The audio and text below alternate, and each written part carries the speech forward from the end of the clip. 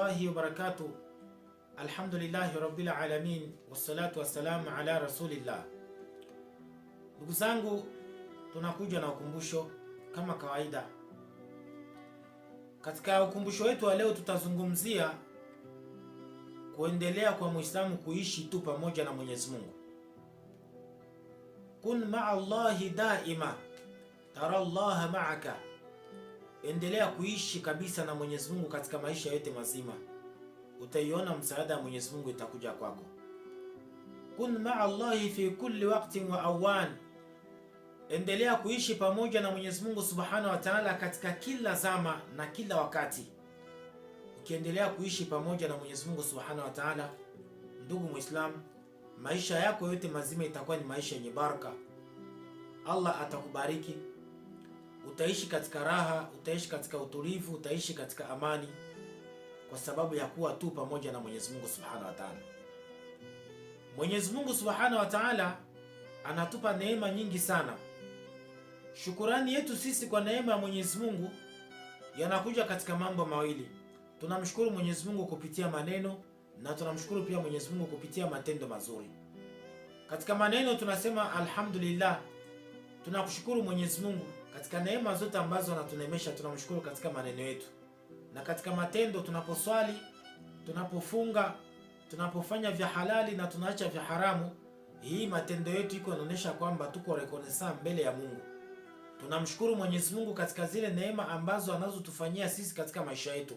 Kwa hiyo kila tunapofanya ibada pia tuko katika kumshukuru Mwenyezi Mungu Subhanahu wa Ta'ala. Kwa hiyo ndugu zangu watukufu wa Islam, tukisoma kwenye Qur'ani katika suratu Ali Imran verse yake ya 1, Mwenyezi Mungu anasema kwamba waman ya'tasimu billahi faqad hudiya ila siratin mustaqim. Sadaqallahu alazim. Anasema kwamba yoyote ambaye atakayefungamana pamoja na Mwenyezi Mungu basi ataongozwa njia iliyonyooka. Yule Muislamu ambaye atabeba maisha yake yote mazima anaiunga pamoja na Mwenyezi Mungu Subhanahu wa Ta'ala, anaendelea kuishi pamoja na Mwenyezi Mungu, anaipatia valeur maisha yake. Sababu ya yeye kujiunga na Mwenyezi Mungu Subhanahu wa Ta'ala, Qur'ani inatuambia kwamba faqad hudiya ila siratin mustaqim. Bila shaka huyu mtu ataongozwa kwenye njia iliyonyooka.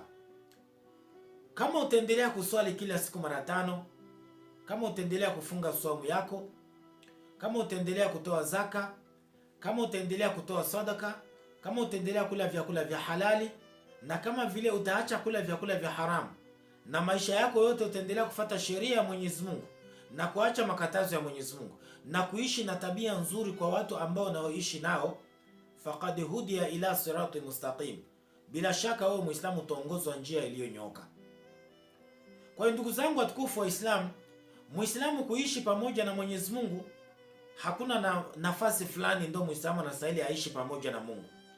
Na Muislamu kuishi pamoja na Mungu, hakuna na zama fulani kwamba hii zama ndio Muislamu ataishi pamoja na Mungu.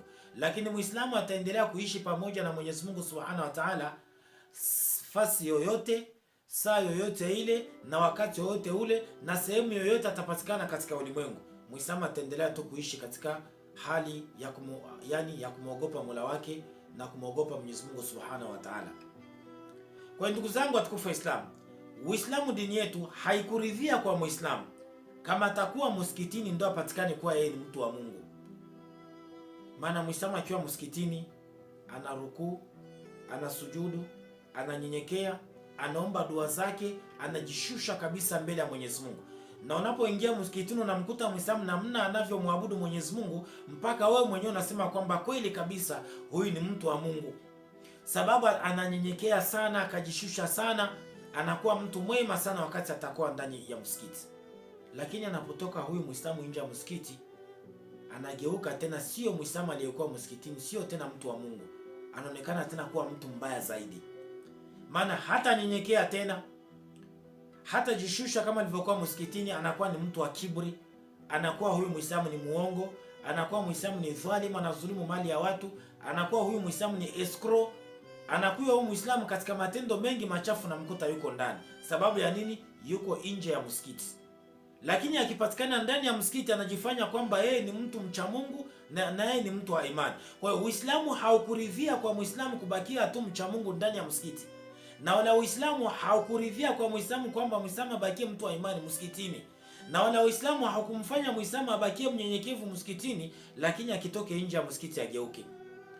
Imani natoka, unyenyekevu natoka, na ile kujishusha mbele ya Mungu kumetoka, na utiifu wa Mungu umetoka, kwa sababu yuko nje ya msikiti. Kwa hiyo leo watu wengi sana katika miongoni mwetu sisi Waislamu tunaonyesha Uislamu wetu sana ndani ya misikiti, lakini tukitoka nje ya misikiti Uislamu haonekani tena. Tunakuwa sisi kama si Waislamu, na matendo yetu ambayo tunayafanya nakuwa kama vile sio matendo ya Kiislamu. Mara nyingi nafanyika hivi kwa ndugu wengi miongoni mwetu sisi Waislamu. Kwa hiyo ndugu zangu watukufu, ili tubaki sisi ni Waislamu wa kweli, lazima tuwe ni Waislamu ndani ya msikiti, na tukishatoka nje ya msikiti pia tuendelee kuwa ni Waislamu. Muislamu yule aliyekuwa na swali swala 5 msikitini, anapotoka nje ya msikitini ni Muislamu au mkweli, anazungumza kweli. Ni Muislamu ambaye yuko mwadilifu, eko na ile honestete.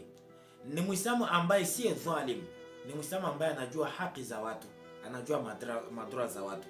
Ni Muislamu ambaye anaishi vizuri na watu ambao wanaomzunguka. Anaishi vizuri na mke wake, anaishi vizuri na mume wake, anaishi vizuri na ndugu zake, anaishi vizuri na majirani. Kwa hiyo ukiwa msikitini pale umenyenyekea, ukishatoka nje ule unyenyekevu wako uendelee hivyo hivyo. Kwenye kila kitu ambacho wewe utakuwa unakifanya katika mambo ya maisha yako, onyesha unyenyekevu, onyesha Uislamu wako, onyesha imani yako. Isibaki tu ndani ya msikiti. Basi Uislamu haukuridhia kwa Muislamu kubakia Muislamu ndani ya msikiti, na nje ya msikiti Uislamu umekwisha. Hivyo hivyo ndugu zangu watukufu Waislamu, Uislamu dini yetu haikuridhia kwa Muislamu awe tu ni Muislamu ndani ya mwezi wa Ramadhani. Akiwa katika mwezi wa Ramadhani huyu Muislamu anamtii Mwenyezi Mungu Subhanahu wa Ta'ala, anatekeleza ibada yake vizuri, ananyenyekea mbele ya Mwenyezi Mungu, anaishi na watu vizuri, anawasaidia watu, anafanya mambo mengi ya imani wakati yuko ndani ya mwezi wa Ramadhani. Lakini kisha malizika tu mwezi wa Ramadhani, baada ya kumalizika tu huyu Muislamu anabadilika.